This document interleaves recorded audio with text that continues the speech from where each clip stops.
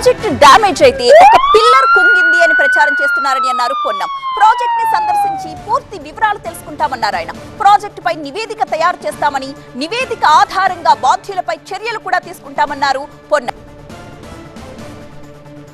Medigadda barrage సందర్శనార్థం మంత్రులు వెళ్తున్నారు. పొన్నం ప్రభాకర్ అలాగే ఉత్తమ్ శ్రీధర్ బాబు వెళ్తున్నారు. ప్రస్తుతం పొన్నం ప్రభాకర్ మనతో ఉన్నారు, వారితో మాట్లాడదాం.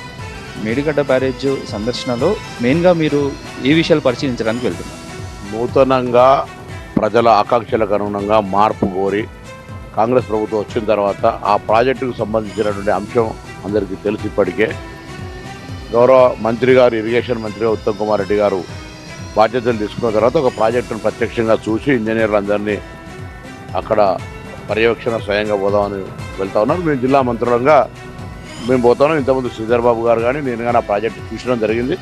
కానీ ఇరిగేషన్ శాఖ మంత్రిగా ఉత్తమ్ రెడ్డి గారు అక్కడికి వెళ్ళేటప్పుడు వారికి సంబంధించినటువంటి ఒక క్లారిటీ, ఆ ప్రాజెక్టు యొక్క లోపాలు, దానికి సంబంధించినటువంటి అంశము, ఇంజనీర్లతో రివ్యూ అవన్నీ వారు చేసే ఆలోచనతో ఉన్నారు కాబట్టి వారితో పాటు ఈరోజు వెళ్తా ఉన్నాం. ఇంకొక క్వశ్చన్, మేడిగడ్డ ప్రాజెక్ట్ అనేది చాలా ప్రతిష్టాత్మకమైన ప్రాజెక్టును చాలా అశ్రద్ధగా, బాధ్యత రాహిత్యంగా నిర్మించారనేది కాంగ్రెస్ పార్టీ చేస్తున్నది. At the same time opposition party వాళ్ళతో ఒక చిన్న కరెక్షన్ భూతత్వంలో పెట్టి చూపిస్తున్నారని అపోజిషన్ పార్టీ అంటుంది.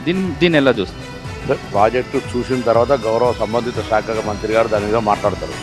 కానీ బిఫోర్ ప్రభుత్వం రాకముందు జరిగిన పరిణామాల్లో మేము తీసుకోమన్నది కాదు, గత ప్రభుత్వమే దీని వెనుక కొంత కుట్ర జరిగింది అని పోలీస్ కేసు రిజిస్టర్ చేశారు.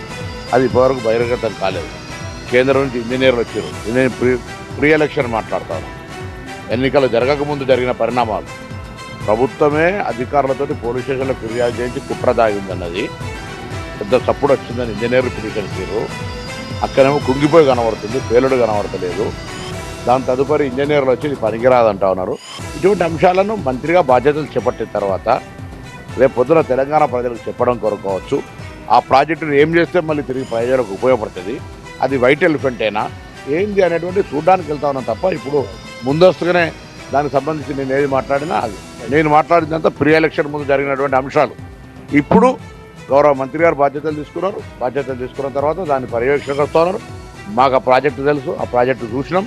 కానీ సంబంధిత మంత్రిగా దాని మీద ఒక ఇంజనీర్లతో సమీక్ష చేసి గౌరవ ముఖ్యమంత్రి గారు నివేదిక ఇచ్చి దాని తదుపరి చర్య రాష్ట్ర ప్రభుత్వం తరఫున ఉమ్మడిగా ఉండబోతుంది. చివరి ప్రశ్న, ఇన్స్పెక్షన్కి వెళ్తున్నారు కదా, ఇన్స్పెక్షన్లో ప్రభుత్వానికి, కాంగ్రెస్ ప్రభుత్వానికి అందులో లోపాలు ఉన్నాయని తెలిస్తే బాధ్యులు గత ప్రభుత్వందా, కాంట్రాక్టర్లదా, సబ్ కాంట్రాక్టర్లదా, ఎవరి మీద యాక్షన్ ఉండే అవకాశం ఉంటుంది? నివేదిక ఆధారంగా గౌరవ ముఖ్యమంత్రి గారు, సంబంధిత శాఖ మంత్రి ఇచ్చినటువంటి సమాచారం మేరకు నిర్ణయం జరిగింది. సో ఇది ఓవరాల్గా పరిస్థితి. పూర్తిగా మేడిగడ్డ బ్యారేజ్కి సంబంధించిన దాని స్థితిగతులను పరిశీలించడానికి వెళ్తారు. దీని మీద ఒక పూర్తి నివేదిక తయారు చేస్తాము. నివేదిక ఆధారంగా సంబంధిత శాఖ మంత్రి, ముఖ్యమంత్రి నిర్ణయం తీసుకునే యాక్షన్ తీసుకుంటామని అంటున్నారు. కెమెరా పర్సన్ పి వెంకట్తో, 7 TV 9 హైదరాబాద్.